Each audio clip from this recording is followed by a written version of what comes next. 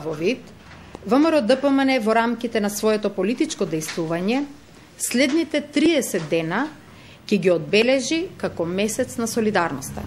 Во тој период под мотото да бидеме солидарни, партијата ќе ги објаснува сите превземени политики на полето на меѓуетничката, меѓугенерацијската, меѓусоцијалната и останатите видови на солидарност. Во таа смисла, изминатите години, власта во Република Македонија реализираше серија на проекти чиј заеднички именител е солидарност.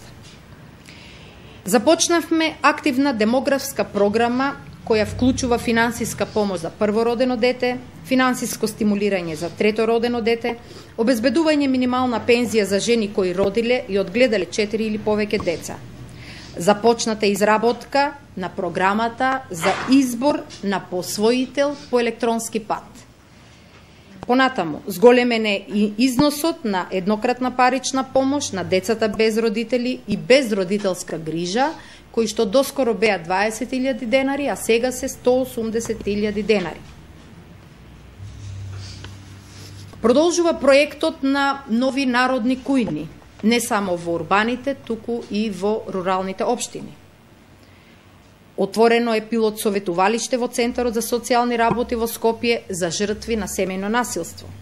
Донесена е и националната стратегија за интеграција на бегалците, а отворен е и прифатниот центар за азил. На 27. мај 2009 година Република Македонија официјално ја потпиша и ревидираната Европска социјална повелба на Советот на Европа.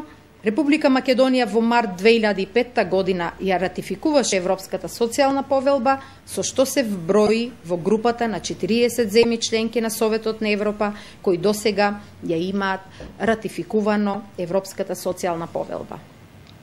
За прв пат во историјата на земјата и речиси единствена земја во регионот донесовме и закон за употреба на знаковниот јазик на глувите лица и со тоа се повеќе и повеќе ќе се подобруваат условите за нивен живот. Нелинеарното зголемување на пензиите од 5 до 8% во јули минатата година ќе биде наш континуиран ангажман и во периодот што следи пред нас. Почитувани новинари, грижата за понемоќните, послабите и помалку еднаквите е темелна политичка определба на ВМРО-ДПМН. Ние знаеме дека ниту една мерка не е доволно добра за целосно да исчезнат проблемите на немоќните и сите други на кои што им е потребна наша подршка.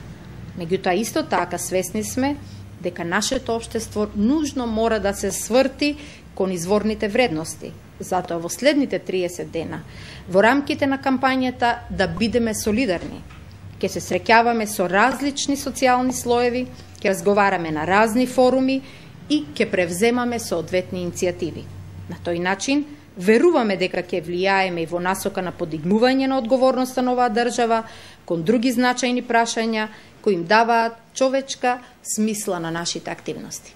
Ви благодарам, овде и заменик министерот за труд и социјална политика, доколку имате поконкретни прашања, повелете, може да поставите. Дали вечерва на социјалниот комитет главната имате бидење? Редовна средба на членовете на Централниот комитет се одржува вечерва и сите актуелни прашања кои што ја тангираат земјата нормално ќе бидат разговарани.